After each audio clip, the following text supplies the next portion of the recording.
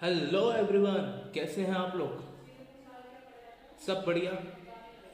I know कि आप सबके एग्जामिनेशन चल रहे हैं और इन एग्जामिनेशन को बूस्ट करने के लिए आप सबको चाहिए प्रॉपर रिवीजन। और इन प्रॉपर रिवीजन को मैं लेकर आ चुका हूँ आप लोगों के लिए आज पहली सीरीज। देखिए, ये जो आपकी रिवीजन की सीरीज है ना, इसमें एक एक करके मैं आपकी थ्योरीज के सारे टॉपिक्स को डिस्कस करूँगा। एंड जैसे जैसे मैं आपकी थ्योरीज के टॉपिक्स को डिस्कस करने लग जाऊंगा तो फिर आप लोग की प्रिपरेशन भी और ज़्यादा अच्छी हो जाएगी, क्योंकि आपको पता है कि जो आपके क्वेश्चंस आने वाले हैं वो ना तो आपके एक थ्योरी के मतलब कि 3 से 4 नंबर के तो क्वेश्चंस आपके आ ही जाते हैं, लेकिन साथ के साथ में आपके 1 और 2 मार्क्स भी बहुत ज़्यादा इंपॉर्टेंट होते हैं आपको 100 मार्क्स स्कोर करने के लिए। 80 मार्क्स का आपका एग्जाम होता है, लेकिन उसमें आपको 20 मार्क्स जो आपके प्रैक्टिकल या फिर आपके वाइवा में पूछे जाते हैं उनमें से होते हैं। लेकिन अगर मैं वहीं पे आपकी बात करूँ तो आपके स्कोर काफ़ी ज़्यादा अच्छा हो जाएगा अगर आप लोग एक कॉन्सेप्चुअली थ्योरी को रीड करके जाएंगे तो वहीं पे आज मैं आप लोगों के लिए डिस्कस कर रहा हूँ जीएसटी का टॉपिक, जो क्लास 11th में अकाउंट्स वाले स्टूडेंट्स के लिए होता है। मतलब आज हम लोग डिस्कस करेंगे कि क्लास 11 में जो आपके पास में गुड्स एंड सर्विस टैक्स है, हम उसे कैसे रिवाइज कर सकते हैं। तो वो ही रिवाइज करने के लिए मैं ये वाली वीडियो आपके लिए बना रहा हूँ। तो चलिए शुरू करते हैं हम लोग अपने गुड्स एंड सर्विस टैक्स की थ्योरी से। फिर धीरे धीरे हम लोग जब एक नेक्स्ट वीडियो बनाते रहेंगे तो उसमें मैं आप लोगों के साथ में प्रैक्टिकल जर्नल एंट्रीज पे डिस्कस करूंगा। लेकिन आज जो हमारे पास में होता है, आज हम लोग डिस्कस करने वाले हैं आपके पास में सिर्फ थ्योरी। ठीक है, चलिए। तो आज मेरे साथ में आप हेडिंग डालेंगे अपने अपने रजिस्टर में, पहले कि goods and service tax.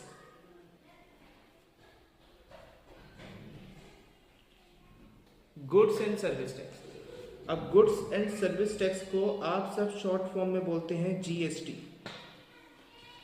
Alright, अब ये जो जीएसटी आप सब बोलते हैं, ये एक हमारे पास में टैक्स है हमारे पास। देखिए, गुड्स एंड सर्विस टैक्स के आगे हम लोग डिस्कस करने से पहले हम लोग आगे डील करेंगे। सबसे पहले हम ये डील करेंगे कि what is tax. What is tax? ये टैक्स क्या होता है? ये टैक्स आखिर होता क्या है? जो टैक्स होता है ना, वो टैक्स एक कंपल्सरी चार्ज होता है जो गवर्नमेंट हम लोगों से चार्ज करती है। हमारे कंट्री की गवर्नमेंट हमसे चार्ज करती है, वो ही चार्ज को हम लोग क्या बोलते हैं? टैक्स बोलते हैं। यहाँ तक बात समझ में आपको?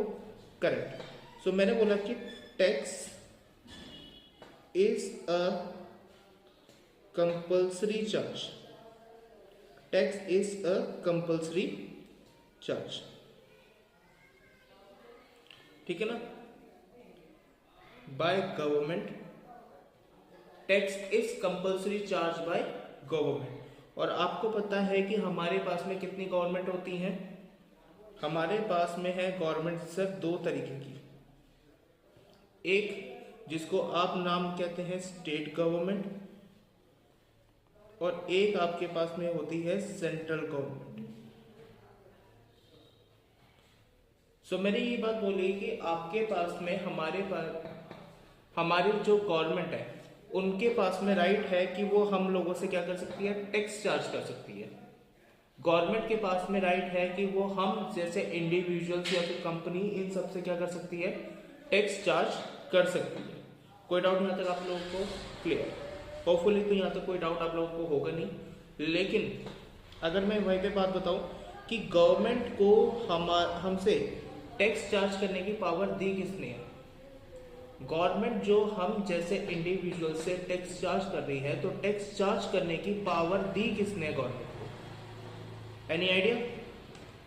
कोई भी ऐसा पर्सन मेरे को बताइए कि जिसने गवर्नमेंट को, मतलब गवर्नमेंट ने को ये पावर दी गई है कि आप इंडिविजुअल से जाके क्या कर सकते हैं? टैक्स चार्ज कर सकते हैं।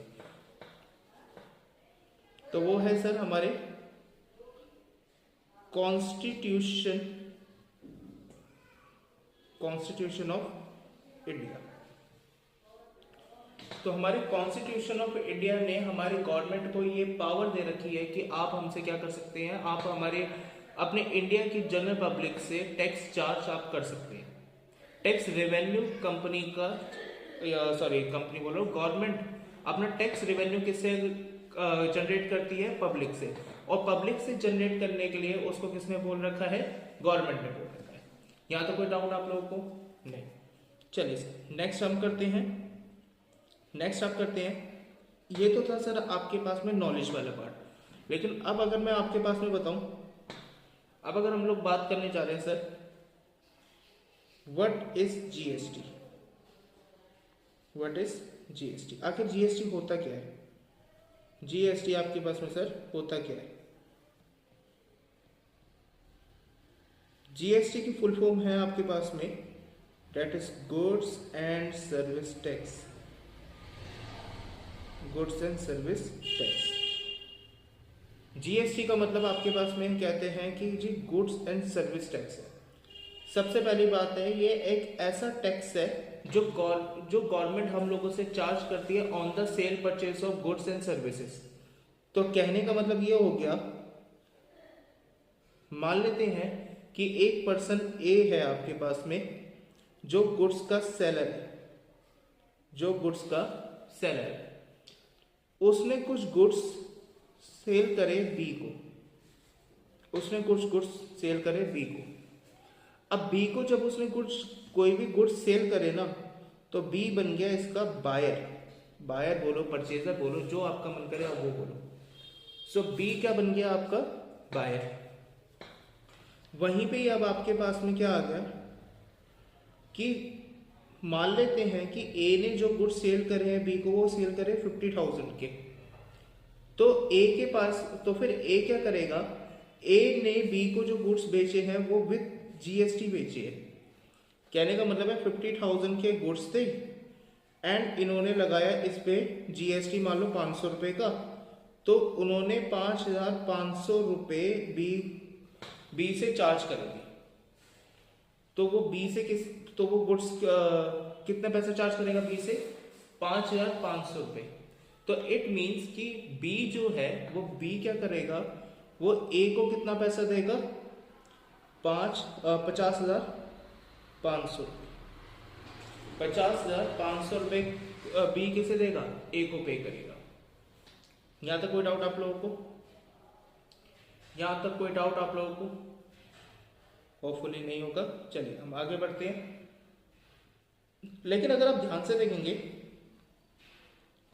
ए ने जो बी से 50,500 रुपये रिसीव करे हैं, तो इस 50,500 रुपये में ना दो कॉन्ट्रीब्यूशन है।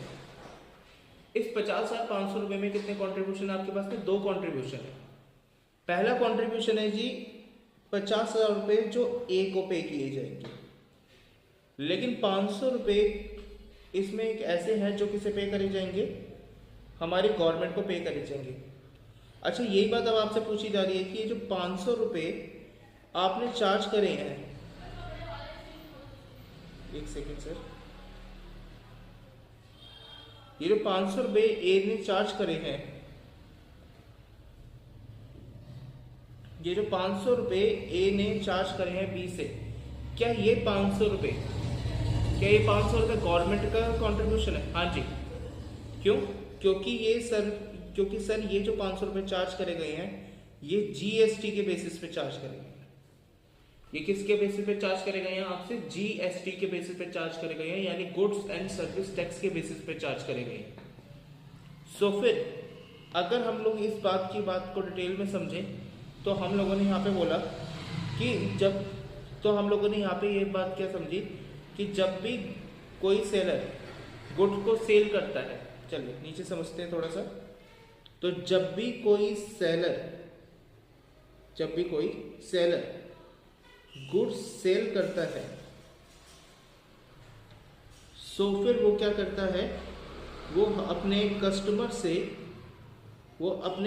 से क्या करता है सर? टैक्स का पैसा रिसीव करता है। और ये टैक्स का पैसा सर जाके वो किसे दे देता है? गवर्नमेंट को दे देता है। तो सर इसको हम बोलते हैं नॉर्मल चार्ज मैकेनिज्म। इसको आप क्या बोलते हो sir? Normal charge mechanism.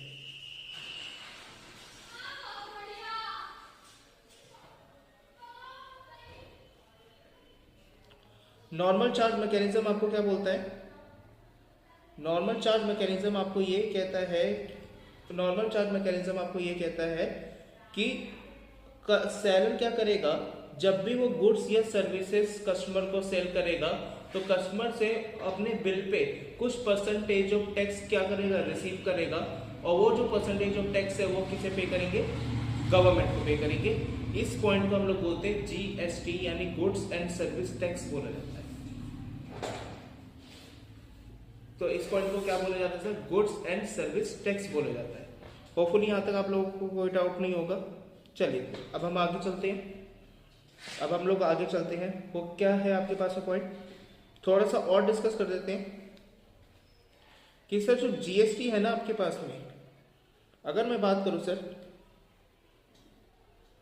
Goods and service tax, एक सेकेंड, जो आपके पास में गुड्स एंड सर्विस टैक्स है उसको वो लागू किया गया था 1 जुलाई 2017 को। हमारे देश में 1 जुलाई 2017 को गुड्स एंड सर्विस टैक्स को क्या किया गया था, लागू किया गया था। तो यहाँ पे लेकिन सर इससे पहले क्या था, इससे पहले आपके पास में 1 जुलाई 2017 से पहले ना बहुत सारे इनडायरेक्ट टैक्स हुआ करते थे, बहुत सारे इनडायरेक्ट टैक्सेस हुआ करते थे, बहुत सारे आपके पास में क्या हुआ करते थे, इनडायरेक्ट टैक्सेस हुआ करते थे। For example service tax, service tax आपके पास में क्या हुआ करता था, सेल्स टैक्स, आपके पास में सीएसटी हुआ करता था। CST means central sales tax, central sales tax हुआ करता था आपके पास में। नेक्स्ट फिर आपके पास में क्या हुआ करता था, वीएटी, वैट, वैट की फुल फॉर्म आप अच्छे से जानते हैं, वैल्यू एडेड टैक्स हुआ करता था। सो हम लोगों ने यहाँ पे बात करी है कि सर 1 जुलाई 2017 से पहले ना हर एक सेलर को क्या करना पड़ता था, अपने टर्नओवर के बेसिस पे ये सारे टैक्सेस रिसीव करने पड़ते थे परचेजर से, रिसीव करने पड़ते थे परचेजर से on the sales of goods and services. यानी कि जब भी सेलर गुड्स एंड सर्विस को सेल करता था तो फिर वो अपने परचेजर से ये सारे टैक्सेस रिसीव करते थे। यहाँ तक बात आपको समझ में आई या नहीं आई? क्या यहाँ तक बात आप लोगों को समझ में आई या नहीं? बिल्कुल सही सर। तो जब भी सेलर क्या करता था, सेलर 1 जुलाई 2017 से पहले जो भी वो गुड्स एंड सर्विस को सेल करता था परचेजर को, तो फिर वो परचेजर से ये सारे टैक्सेस रिसीव किया करता था। लेकिन सर बात यहाँ पे क्या हुई, कुछ टाइम के बाद में 1 जुलाई 2017 आ गई और हमारी सरकार ने जीएसटी को लॉन्च किया। हमारी सरकार ने हमारे देश में जीएसटी लेकर आए गए, जिससे ये सारे के सारे जो इनडायरेक्ट टैक्सेस है ना, जिसमें सारे के सारे इनडायरेक्ट टैक्सेस है, ये इनडायरेक्ट टैक्सेस आपके पास में किसके अंदर कंप्राइज हो गए, जीएसटी के अंदर। ये सारे के सारे इनडायरेक्ट टैक्सेस किसके अंदर कंप्राइज हो गए, जीएसटी के अंदर कंप्राइज हो गए। यहां तक बात समझ में आई आपको या नहीं? यहां तक आप लोगों को बात समझ में आई या नहीं आई? तो बात यहाँ पे सर जी क्या बोली जा रही है कि 1 जुलाई 2017 से पहले आपके पास में बहुत सारे इनडायरेक्ट टैक्स हुआ करते थे। 1 जुलाई 2017 से पहले आप लोगों के पास में बहुत सारे इनडायरेक्ट टैक्स हुआ करते थे, लेकिन 1 जुलाई 2017 के बाद में हमारी गवर्नमेंट ने एक टैक्स को घोषित किया जिसका क्या नाम था, जीएसटी। उस जीएसटी के आने की वजह से तमाम इनडायरेक्ट टैक्सेस जो थे वो आपके पास में कंप्राइज कर दिए गए, वो एक कंप्राइज कर दिए गए और उस सारे के सारे कंप्राइज टैक्सेस को एक ही टैक्स में बदल दिया गया जिसका क्या नाम था, जीएसटी। जिस टैक्स का क्या नाम था आपके पास में, जीएसटी नाम था। तो तभी से यहाँ पे आपको डेफिनेशन में एक बात बोली जाती है जीएसटी की कि goods and service tax, goods and service tax is a comprehensive indirect tax। GST आपके पास में क्या है सर? कॉम्प्रिहेंसिव इनडायरेक्ट टैक्स होता है, ठीक है सर, जिसे चार्ज किया जाता है, charge at the prescribed rate, charge at prescribe rate, जिसको एक प्रिस्क्राइब रेट पे चार्ज किया जाता है। यहाँ तक बात समझ में आई या नहीं आई सर? तो यहाँ पे आपसे क्या बात बोली गई कि जीएसटी एक आपके पास में कॉम्प्रिहेंसिव इनडायरेक्ट टैक्स है जो चार्ज किया जाता है एक प्रिस्क्राइब रेट पे, लेकिन ये चार्ज कब किया जाता है? When the goods and services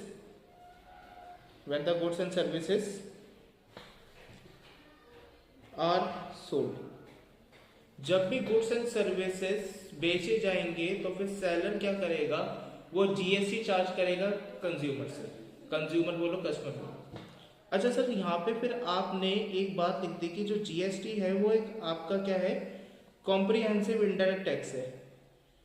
मैंने बोला ये कॉम्प्रिहेंसिव इनडायरेक्ट टैक्स कैसे है सर? कॉम्प्रिहेंसिव इनडायरेक्ट टैक्स वो इसलिए है क्योंकि जीएसटी के आने के बाद में 1 जुलाई 2017 के बाद में ये जो मल्टीपल टैक्सेस थे ना, इसको आपने कंप्राइज करके जीएसटी के अंदर ही डाला। ये जो आपके पास में मल्टीपल टैक्सेस हुआ करते थे ना, ये जो आपके पास में सर जी मल्टीपल टैक्सेस हुआ करते थे, ये वाले, इन मल्टीपल टैक्सेस को आपने किसके अंदर कंप्राइज कर दिया? जीएसटी के अंदर ही कंप्राइज कर दिया। तभी से सर, इसलिए यहाँ पे एक बात इनको बोली जाती है क्या, कि जो जीएसटी है वो आपके पास में कॉम्प्रिहेंसिव इनडायरेक्ट टैक्स बन गया है। क्यों? क्योंकि इसके अंदर मल्टीपल इनडायरेक्ट टैक्सेस है। क्यों? क्योंकि इसके अंदर क्या है सर आपके पास में? मल्टीपल इनडायरेक्ट टैक्सेस होती है। यहाँ तक कोई डाउट आपको तो सर बताएंगे? यहाँ तक कोई डाउट है तो सर आप मेरे को बताएंगे? चलिए सर आगे बढ़ते हैं। तो सर वहीं पे अगर मैं बात करूं आपके अकाउंटिंग ट्रीटमेंट के बारे में, वहीं पे मैं बात करूं सर आपके अकाउंटिंग ट्रीटमेंट के बारे में। अकाउंटिंग ट्रीटमेंट क्या बात बोली जाती है कि सर जब भी whenever GST collected by seller, जब भी जीएसटी जो है वो सेलर कलेक्ट करेगा तो फिर सर आप उसको नाम दोगे आउटपुट जीएसटी। आप उसे सर नाम देंगे आउटपुट जीएसटी। क्या बात बोली जा रही है सर इसमें? कि जब भी जीएसटी सेलर कलेक्ट करेगा कंज्यूमर से, जब भी कंज्यूमर से सेलर जीएसटी कलेक्ट करेगा, आप उसको अपनी बुक्स ऑफ अकाउंट्स में आउटपुट जीएसटी के नाम से शो करोगे। आप उसे अपनी बुक्स ऑफ अकाउंट्स में किसके नाम से शो करेंगे सर? आउटपुट जीएसटी के नाम से आप उसे शो करेंगे। लेकिन वहीं पे ही अगर मैं उल्टी बात करूं, व्हेनेवर जीएसटी पेड, जब भी जीएसटी पे किया जाएगा तो फिर आप उसको अपनी बुक्स ऑफ अकाउंट में इनपुट जीएसटी के नाम से शो किए जाएंगे। यानी सर आपको क्या बात बोली जा रही है इसमें? आपको सर यहाँ पे एक बात बोली जा रही है, अरे सॉरी, आपको यहाँ पे क्या बात बोली जा रही है कि जब भी जीएसटी कलेक्ट किया जाएगा सेलर के द्वारा तो फिर आप उसे आउटपुट जीएसटी नाम दोगे, लेकिन जब भी जीएसटी पे किया जाएगा आप उसे अपने बुक्स ऑफ अकाउंट में इनपुट जीएसटी नाम देंगे। आप उसे अपनी बुक्स ऑफ अकाउंट में इनपुट जीएसटी नाम देंगे। होपफुली यहाँ तक कोई डाउट, यहाँ तक कोई डाउट मसला आप लोगों को तो बताइए। यहाँ तक कोई डाउट नहीं है आप लोगों को? चलिए हम आगे चलते हैं। तो सर अगर हम लोग जब भी जीएसटी पे करेंगे तो फिर हम उसे आउटपुट जीएसटी नाम देंगे। हम उसे क्या नाम देंगे सर? आउटपुट जीएसटी नाम देंगे? नहीं जी, अरे जब भी आप जीएसटी रिसीव करेंगे तो आप उसे आउटपुट जीएसटी नाम देंगे, लेकिन जब भी आप जीएसटी पे करेंगे तो आप उसे इनपुट जीएसटी नाम देंगे। चलिए सर, तो यहाँ पे अब हम लोग बात करते हैं, ये तो आपका इंट्रोडक्शन कंप्लीट हो गया। यहाँ पे आपके पास में इंट्रोडक्शन कंप्लीट हो गया। इंट्रोडक्शन के बेस में आप लोगों से क्या क्या क्वेश्चन पूछ सकते हैं कि जो जीएसटी है, अब आपके पास में पेपर में क्वेश्चन आ सकता है डैश, अब आपके पास में पेपर में क्वेश्चन आ सकता है dash comprises all the indirect tax, dash comprises all the indirect tax। आपके पास में आंसर क्या होना चाहिए? बोला जा रहा है कि dash comprises all the indirect tax. Sir 1 जुलाई 2017 से पहले आपके पास में एक ऐसा टैक्स, मल्टीपल सर्विस पे मल्टीपल टैक्स चार्ज किए जाते थे, लेकिन 1 जुलाई 2017 के बाद में आपके पास में सारे के सारे टैक्सेस को हटा के एक ही टैक्स को लेकर आया गया जिसका क्या नाम था? जीएसटी। तो इसलिए आपका आंसर क्या हो गया? GST. So GST is the tax comprises of all the indirect tax. GST एक ऐसा टैक्स है जिसने सारे के सारे इनडायरेक्ट टैक्स को आपस में क्या कर दिया? कंप्राइज कर दिया। यहां तक बात समझ में आई आपको सर या नहीं? तो सर यहाँ पे तो इसका मतलब ये हो गया, इसी से ही इसी बात को अगर मैं समझूं तो इसी बात को आप यहाँ पे क्या देंगे? One nation has one tax. One nation has one tax. हमारी जो नेशन है उसमें सिर्फ एक ही टैक्स होगा। इनडायरेक्ट टैक्स के मेथड पे सिर्फ हमारे पास में एक ही टैक्स होगा जिसका क्या नाम होगा? जीएसटी। कोई डाउट सही आता है? So GST is the step toward the development of the common nation market by the levy on indirect tax, that is GST, thus the facilitating free flow of the goods and services across the India. So मैंने बोला कि अगर हमारे पास में tax जो है वो एक नेशन का पूरा एक ही टैक्स होगा, सो फिर आप इंडिया में जाके कहीं पे भी गुड्स या फिर सर्विसेज को सेल करते हैं, आप गुड्स या फिर सर्विसेज को क्या करते हैं? सेल करते हैं, तो उस पे आपके पास में एक ही टाइप का टैक्स पूरे के पूरे देश में लगेगा। आपके पास में एक ही टाइप का टैक्स पूरे के पूरे देश में लगेगा। यहां तक बात समझ में आ गई आप सबको या नहीं है? यहां तक बात समझ में आ गई आप सबको या नहीं है? बिल्कुल सही से, बिल्कुल सही। यहां तक आपके पास में बिल्कुल बात समझ में आ चुकी है आपको। चलिए अब हम आगे बढ़ते हैं। मतलब सर आपके कहने का मतलब ये हो गया कि अगर हमारी नेशन में एक ही टैक्स होगा तो चाहे मैं अगर जहां पे मैं रहता हूं, मैं कमला नगर के मैकडोनल्ड्स में अगर मैं बर्गर खाने जाता हूं तब भी क्या मेरे को 5% का टैक्स पे करना पड़ेगा? मैंने कहा हाँ। मैंने कहा आपको तब भी 5% का टैक्स पे करना पड़ेगा जीएसटी। आपने मैकडोनल्ड्स का बिल देखा तो होगा ना, जब भी आप कोई भी बर्गर परचेज करके आते होंगे तो फिर वहां पे आपको 5% का जीएसटी पे करना पड़ता है। लेकिन वहीं पे अगर मैं बात करूं, आप अगर दिल्ली में कनॉट प्लेस में जाके बर्गर खाते हैं तब भी क्या आपको 5% का टैक्स पे करना पड़ेगा? Yes sir. आप कहीं पे भी जाके जीएसटी, आप कहीं पे भी जाके गुड्स एंड सर्विस परचेज करें, वहां पे जाकर एज अ कंज्यूमर आपको 5% का टैक्स पे करना पड़ेगा। इस फर्स्ट पॉइंट में आपको यही समझाया गया है कि sir one nation has one tax का मतलब आपके पास में क्या हो गया कि आप चाहे दिल्ली में बैठ के बर्गर खाएं, आप दिल्ली के मैकडोनल्ड्स में जाके बर्गर खाएं, आप गाजियाबाद के मैकडोनल्ड्स में जाके बर्गर खाएं, आप कहीं के भी मैकडोनल्ड्स में जाके बर्गर खाएं, आपको टैक्स कितना पे करना पड़ेगा सर? 5% का टैक्स ही पे करना पड़ेगा। आपको सर 5% का टैक्स ही पे करना पड़ेगा। यहां तक कोई डाउट है तो सर आप मेरे को बताएंगे, आप मेरे को बता सकते हैं नीचे कमेंट बॉक्स में कमेंट करके आप मेरे को डाउट बता सकते हैं कि सर किसी भी पॉइंट पे आपको डाउट है, आप नीचे कमेंट बॉक्स में कमेंट करके मेरे को प्लीज बताइए। सर यहाँ पे अगर हम लोग इतनी बात की चर्चा पे आ ही चुके हैं तो हम लोग और बातचीत सीखते हैं। सर ये एक इफेक्ट होता है जिसका क्या नाम होता है, आपके पास में एक कैस्केडिंग इफेक्ट होता है।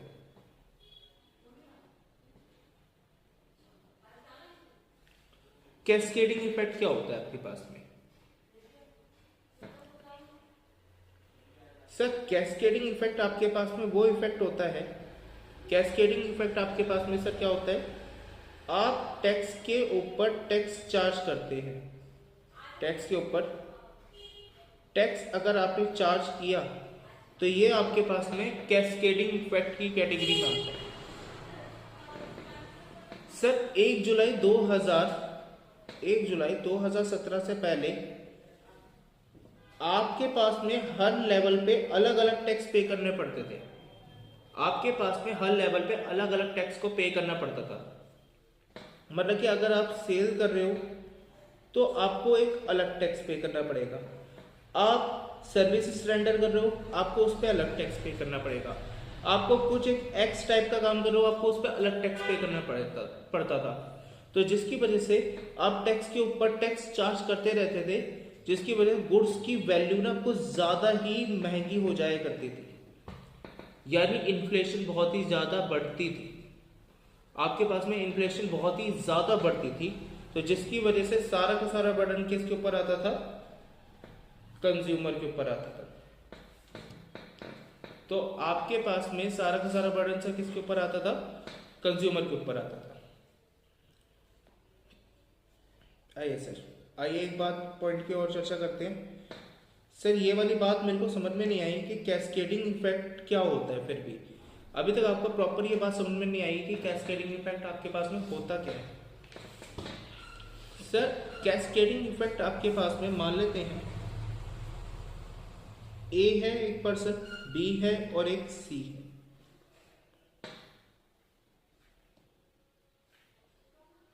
इसको थोड़ा इधर,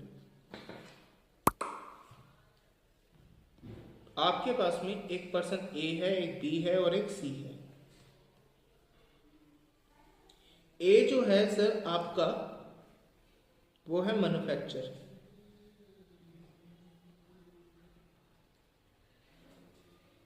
बी जो है वो है आपका रिटेलर, लेकिन सी जो है वो सी आपका कस्टमर है। सी जो है वो सी आपका कस्टमर है। अब अगर हम बात करें यहाँ पे मान लेते हैं मैन्युफैक्चर है, तो फिर ए ने क्या किया, मतलब ए ने क्या किया, वैसे तो सर आपके पास में क्या हो रहा है, एग्जांपल यहाँ पे आपके मेरे को ये लेना चाहिए कि जो मैन्युफैक्चर है मैन्युफैक्चर के बाद में होलसेलर आना चाहिए, लेकिन मैंने यहाँ पे जानबूझ के अभी मैन्युफैक्चर रिटेलर एंड कस्टमर के बीच का रिलेशनशिप दिखा रहा हूँ। इसमें ऐसा कुछ नहीं है, आपको तो कॉन्सेप्ट समझ लीजिए बस, और कुछ नहीं। सर मान लेते हैं मैन्युफैक्चर साहब है जो रॉ मटेरियल परचेज करके लेकर आते हैं, जो रॉ मटेरियल परचेज करते हैं, गुड्स परचेज करते हैं, गुड्स बनाने के लिए रॉ मटेरियल परचेज करते हैं 50,000 का, उस पे वो 5,000 की अपनी लगाते हैं प्रोसेसिंग कॉस्ट, उसमें वो 5,000 की अपनी क्या लगाते हैं सर, प्रोसेसिंग कॉस्ट लगाते हैं।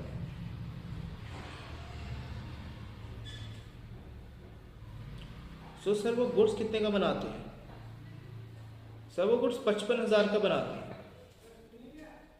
और इस 55,000 के गुड्स पे वो जोड़ते हैं अपना प्रॉफिट,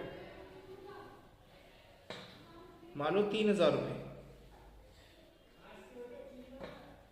तो उनके गुड्स की कॉस्टिंग कितने की हो गई सर, 58,000 की। इस पे फिर सर हमने ऐड कर दिया मान लो जीएसटी आपके पास में 3000 का, तो आपके पास में सर 61,000 के आपके पास में 61,000 का गुड्स की क्या आ जाएगी, मेन सेल प्राइस आ जाएगा। सर मेरे को एक बात बताइए, क्या इस केस में जो जीएसटी है, इस केस में जो मैंने यहाँ पे आपके पास में जीएसटी लिया है,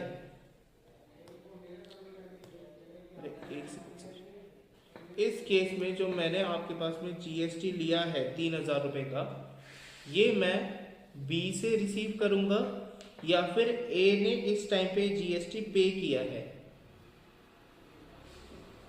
यहां तक आपको बात समझ में नहीं आई?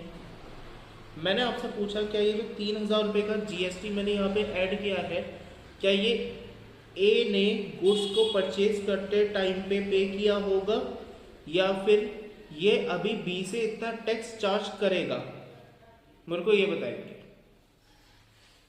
बताएंगे आप। सर ये वाला जो जीएसटी है, ये वो जीएसटी है जो ए ने आप लोगों से क्या किया है सर, जो ए ने क्या किया है, ए ने टैक्स पे किया है। ये वो वाला टैक्स है जो ए ने पे किया है जब इसने ये रॉ मटेरियल परचेज करे थे। तो इसको मैं क्या नाम दूंगा? क्या मैं इसे आउटपुट जीएसटी बोलूंगा, क्या ये मैं इसे इनपुट जीएसटी बोलूंगा?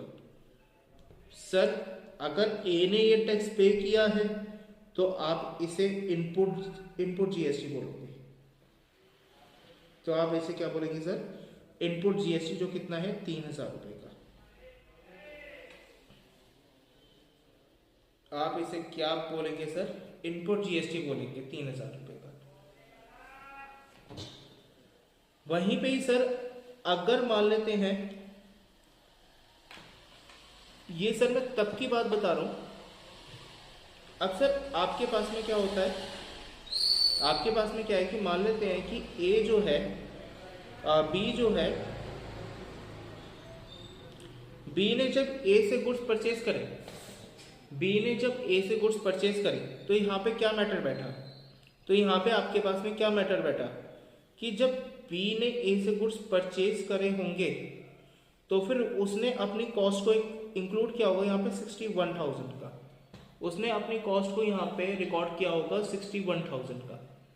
से कॉस्ट रिकॉर्ड करने का मतलब आपके पास में क्या होता है, ये कॉस्ट रिकॉर्ड करने का मतलब आपके पास में होता क्या है? अरे सर जी, कॉस्ट रिकॉर्ड करने का मतलब वो होता है कि जब जिस वैल्यू पे आपने गुड्स को परचेज किया है, chapter number 3 historical cost concept क्या बोलता है कि जिस वैल्यू पे आप गुड्स या फिर जिस वैल्यू पे आप एसेट को परचेज कर रहे हो, बुक्स ऑफ अकाउंट्स में आपको उसी वैल्यू पे वो रिकॉर्ड करना है।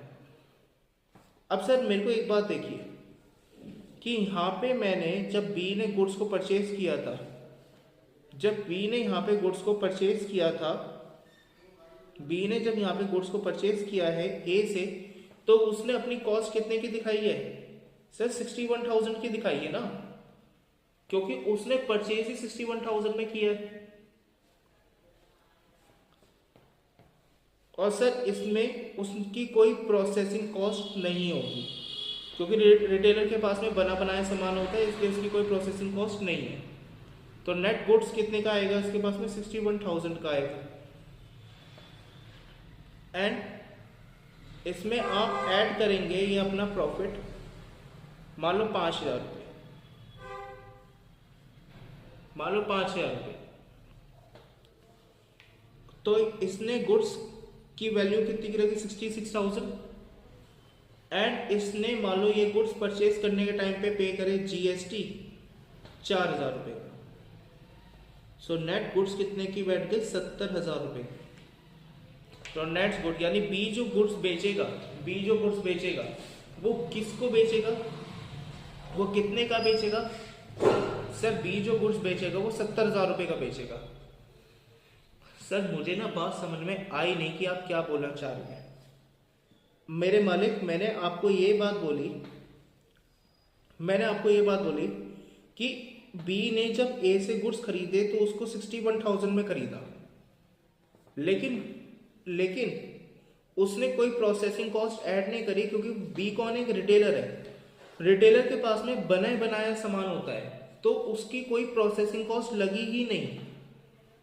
वो उसने सिर्फ अपना 5,000 रुपये का प्रॉफिट ऐड करा, और उसने ऐड करा इसमें जीएसटी जब इसने ए से परचेज करा था।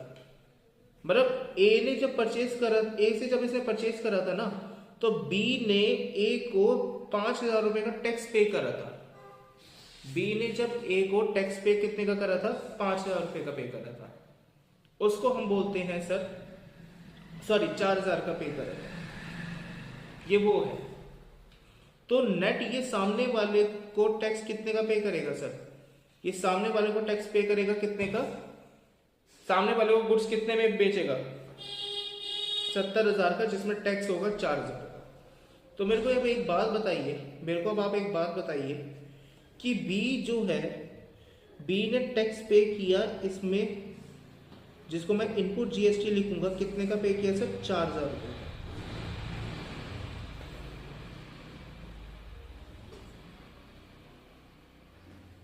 बी ने जब टैक्स पे किया, बी ने जब टैक्स पे किया तो उसने कितने का टैक्स पे किया सर, सर 4,000 रुपये का। लेकिन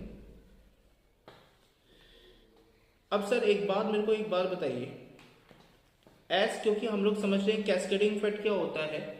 कैस्केडिंग इफेक्ट का मतलब सर आपके पास में ये होता है कि क्या ये वो गुड्स है, क्या मैं ए और बी की अगर मैं बात करूं, तो क्या ये वो गुड्स बेचे, क्या इस गुड्स के ऊपर ऑलरेडी क्या टैक्स चार्ज हो रखा है या नहीं हो रखा,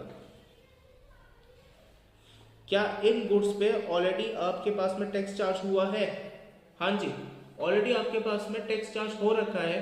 तो इस पे आपको, तो इस पॉइंट को मैं क्या बोलता हूं सर, इस पॉइंट को आप कैस्केडिंग इफेक्ट बोलते हैं। आप इस पॉइंट को कैस्केडिंग इफेक्ट बोलते हैं। सर कैस्केडिंग इफेक्ट आपके पास में कौन सा इफेक्ट होता है सर, जब गुड्स के ऊपर एक से ज्यादा बार टैक्स लग जाता है, यानी टैक्स के ऊपर आप बार बार टैक्स चार्ज करते रहते हो, तो आप उसको क्या बोलते हो सर, आप उसे कैस्केडिंग इफेक्ट नाम देते हो। आप उसे सर क्या नाम देते हैं, कैस्केडिंग इफेक्ट नाम देते हैं। ये होता है सर आपके पास में कैस्केडिंग इफेक्ट। सर मेरे को एक बात बताइए, अब जब ये ही 70,000 के गुड्स वो किसको बेचेगा, सी को, यानी सी कौन है, कस्टमर। तो सी तो जब परचेज करेगा तो वो तो 70,000 रुपये पे करेगा ना, क्योंकि सी थोड़ा ना आके किसी को गुड्स बेचेगा, सी थोड़ा ना आके किसी को गुड्स बेचेगा, वो तो खुद खाने के लिए सामान खरीद रहा है। तो फिर सर ये 70,000 रुपये उसको यहीं पे ही पे करने पड़ जाएंगे, बस और कुछ नहीं। यानी कि सर अगर आप देखेंगे कि जब सी, एक चीज और बता दूं, सी बी से सामान खरीदेगा 70,000 की कॉस्टिंग पे, और मान लो उस पर टैक्स पे करेगा 5,000 का, तो फिर यहां पे ये गुड्स कितने का पड़ जाएगा, इसको 75,000 का पड़ जाएगा। बी को ये गुड्स कितने का पड़ेगा, 75,000 का पड़ेगा। बी को ये गुड्स 75,000 का पड़ेगा, क्योंकि ये आगे किसी को गुड्स नहीं बेचेगा। तो सर मैं आपसे एक बात ये जानना चाहता हूं कि क्या ये जो टैक्स मैं पे कर रहा हूं आपको, क्या ये वाला टैक्स जो मैं आपको पे कर रहा हूं, क्या इस टैक्स का अल्टीमेट बर्डन जो है, क्या वो अकेले सी के ऊपर नहीं आ रहा है? क्या इस टैक्स का जो अल्टीमेट बर्डन है, क्या वो सी के ऊपर आ रहा है या नहीं आ रहा? हाँ sir. And sir her stage पे अपना अपना टैक्स चार्ज कर रहा है, हर स्टेज पे हर पर्सन अपना अपना टैक्स चार्ज कर रहा है। यानी कि जब ए के पास में गुड्स थे, तो फिर ए ने जब गुड्स बी को बेचे तो बी ने टैक्स पे करा ए को, फिर जब बी ने ये गुड्स सी को बेचे तो बी ने सी से टैक्स पे किया। तो हर स्टेज पे टैक्स के ऊपर टैक्स चार्ज हो रहा है। इस इफेक्ट को मैं क्या नाम देता हूं सर, कैस्केडिंग इफेक्ट नाम देता हूं। इसको क्या नाम दिया जाता है? कैस्केडिंग इफेक्ट नाम दिया जाता है। यहाँ तक कोई डाउट है तो मेरे को बताएंगे कमेंट सेक्शन में कमेंट करके प्लीज यहाँ तक कोई डाउट है तो कमेंट सेक्शन पे कमेंट करके प्लीज आंसर बताएंगे। तो सर इससे तो नाइंसाफी हो गई, इससे तो कंज्यूमर के साथ में नाइंसाफी हो गई। मैंने बोला बिल्कुल सही। तो वहीं पे ही अब आपके पास में एक और इफेक्ट आ जाता है जिसका क्या नाम होता है सर? Input tax credit. अब सर ये क्या बला आ गई? ये इनपुट टैक्स क्रेडिट क्या बला आ गई? इनपुट टैक्स क्रेडिट आपके पास में एक फैसिलिटी है, अगर हम बताएं तो इनपुट टैक्स क्रेडिट आपके पास में हमारी जीएसटी अथॉरिटी के द्वारा दी गई एक फैसिलिटी है कि जो सेलर्स को ये कहता है कि अगर आपने कोई टैक्स का पैसा पे करा है तो आप उसमें से अपना टैक्स का पैसा क्या कर सकते हैं सर? आप उसे सेट ऑफ कर सकते हैं। आप उसे क्या कर सकते हैं? सेट ऑफ कर सकते हैं। सर बात बिल्कुल समझ में नहीं है। बताया जा रहा है सर, मैंने बोला मान लेते हैं हमारे पास में 3 लोग हैं, हमारे पास में 3 लोग हैं ए, बी और सी। ए ने जब गुड्स परचेज करे तो उस पे इसने टैक्स पे किया मान लो 5,000 रुपए का। ए ने जब गुड्स परचेज करे तो फिर उसने टैक्स पे किया 5,000 रुपए का, और इसने यही सामान जब इसने बी को सेल किया, तो बी के पास से इसके पास में टैक्स का पैसा आया मान लो 3,000 रुपए। कहने का मतलब ये है कि जब ए ने ये सामान खरीदा था तो खरीदने के टाइम पे ए ने सामने वाले को 5,000 रुपए पे करे थे, लेकिन वहीं पे ही बी, जब ए ने ये सामान बी को बेचा तो बी से उसने 3,000 रुपए का टैक्स रिसीव किया।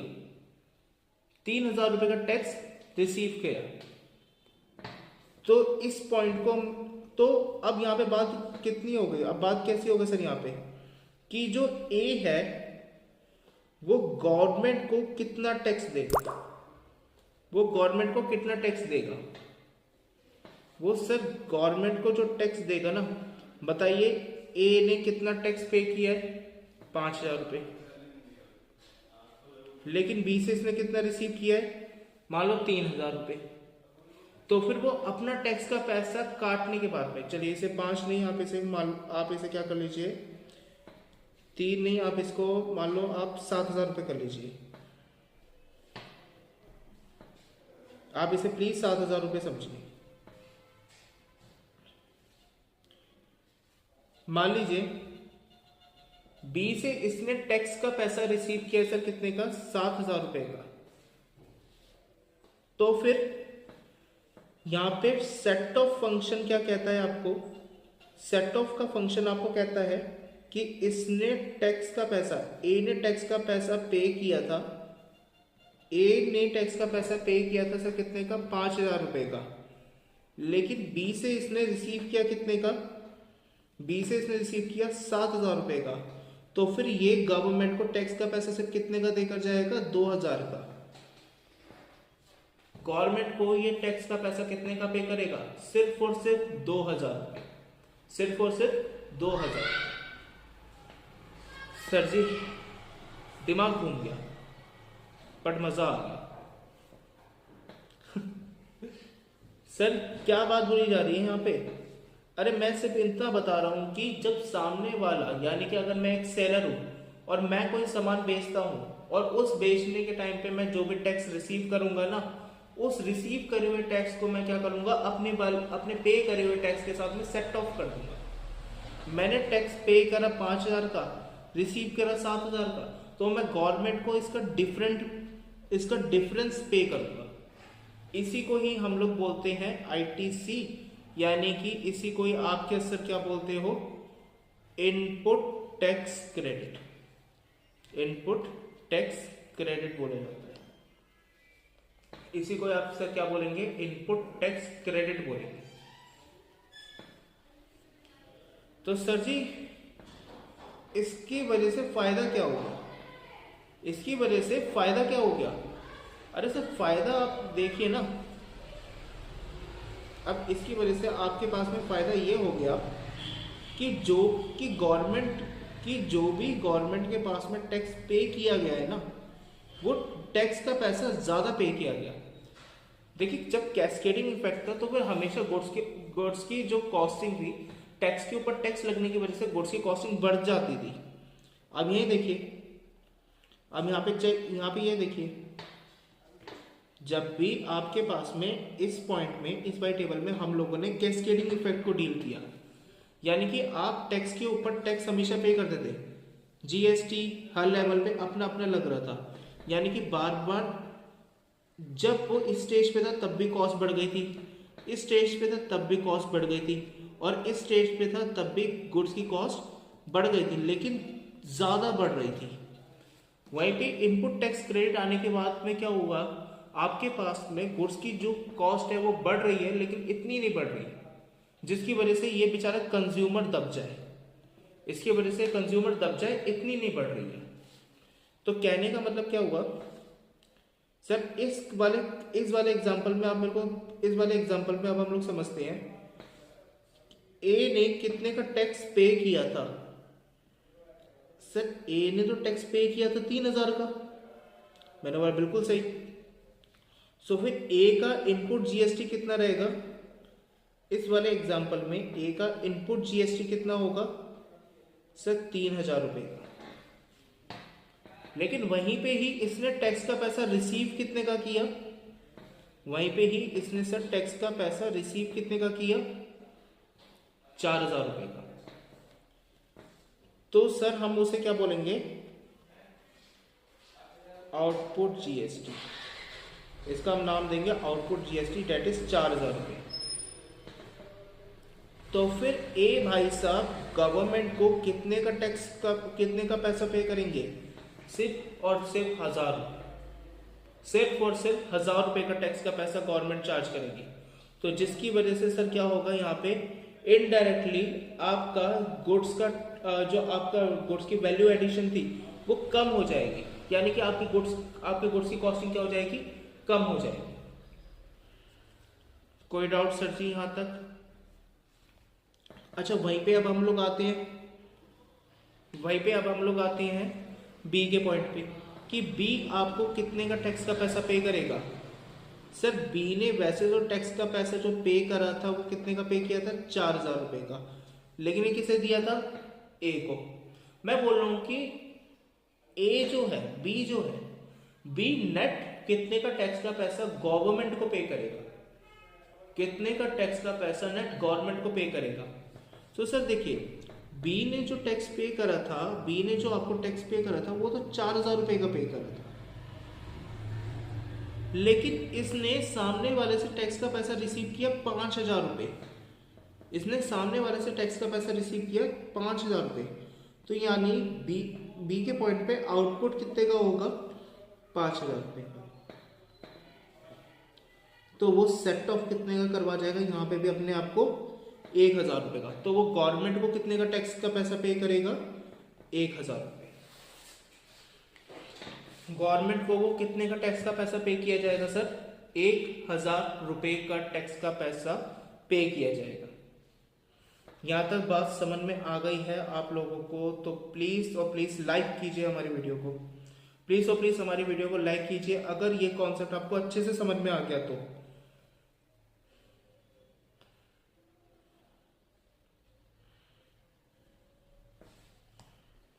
चलिए सर,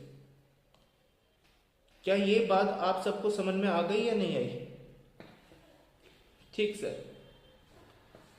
सर अब मेरे माइंड में एक लास्ट क्वेश्चन, क्या कंज्यूमर सेट ऑफ नहीं करवा सकता?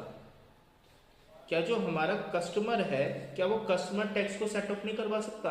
अरे नहीं सर, कंज्यूमर इसलिए सेट ऑफ नहीं करवा सकता क्योंकि कंज्यूमर आपका एक फाइनल कंज्यूमर है। कंज्यूमर एक आपका फाइनल कंज्यूमर है। फाइनल कंज्यूमर टैक्स का पैसा सेट ऑफ नहीं करवा सकता। कंज्यूमर फाइनल टैक्स का पैसा सेट ऑफ नहीं करवा सकता। क्यों नहीं करवा सकता? अरे मेरे मालिक वो गुड्स को खुद ही खा रहा है, वो गुड्स को पे ही नहीं कर रहा, वो आगे सामने वाले को बेच ही नहीं रहा। जब वो बेच ही नहीं रहा तो फिर वो सर्विसेज सेल और परचेज की कहां से सर्विस आ रही है? उसे सिर्फ गुड्स को परचेज करे, आगे सेल नहीं करे। लेकिन जीएसटी क्या कहता है, ऑन द सेल में गुड्स को क्या करूंगा, गुड्स पे क्या करूंगा, टैक्स चार्ज करवाऊंगा। तो जबकि सामने वाले को गुड्स बेच ही नहीं रहा तो फिर ये आईटीसी क्लेम कैसे कर सकता है?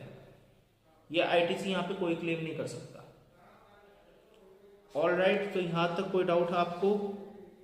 क्या आपको यहां तक कोई डाउट? तो सर इसका भी कोई ना कोई, आप जैसा आप हमेशा बताते हैं, इसका भी कोई ना कोई मतलब है। मैंने कहा हाँ, इस बात का भी हमेशा एक कोई ना कोई मतलब निकल रहा है। वो क्या मतलब निकल रहा है कि सर आईटीसी की वजह से कैस्केडिंग इफेक्ट जो होता है, कैस्केडिंग इफेक्ट जो होता है वो रिमूव किया गया है, वो रिमूव किया गया है। सॉरी, रिमूव किया गया है। आईटीसी की वजह से कैस्केडिंग का इफेक्ट क्या किया गया है, आपका रिमूव किया गया है। यहां तक कोई डाउट है तो बताएंगे आप लोग। क्या यहां तक आपको कोई डाउट है तो आप प्लीज मुझे बताएंगे।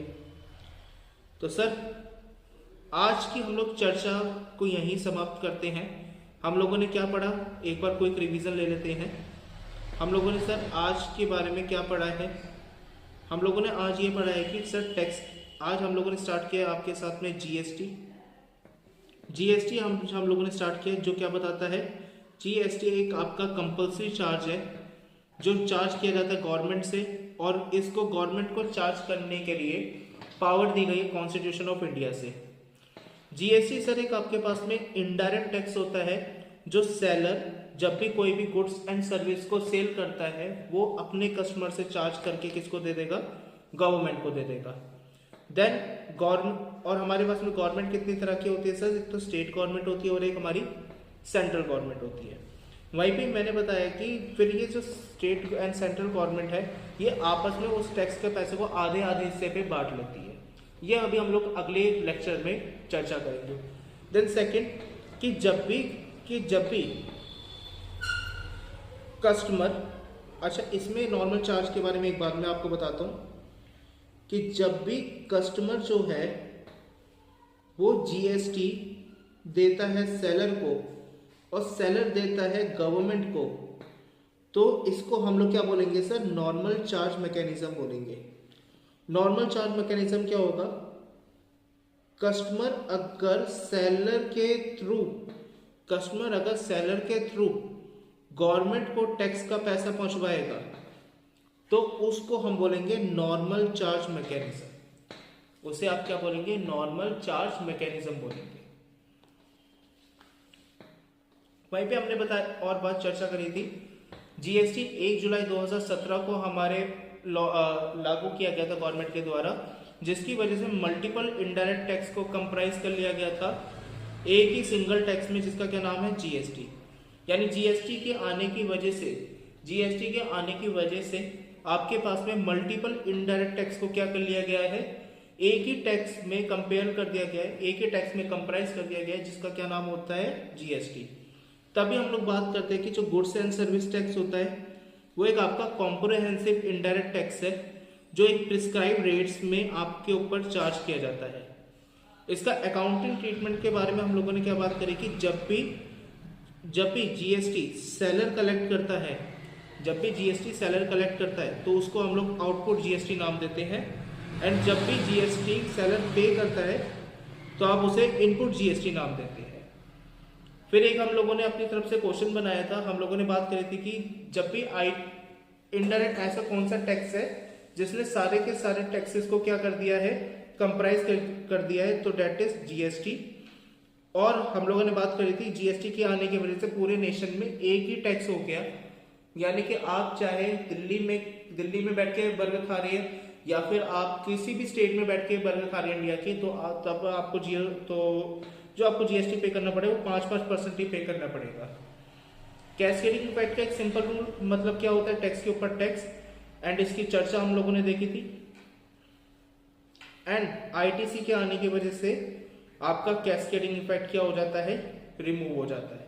सो विद दिस आज हम लोगों ने ये सारी चर्चा करी थी। Thank you so much for this lecture.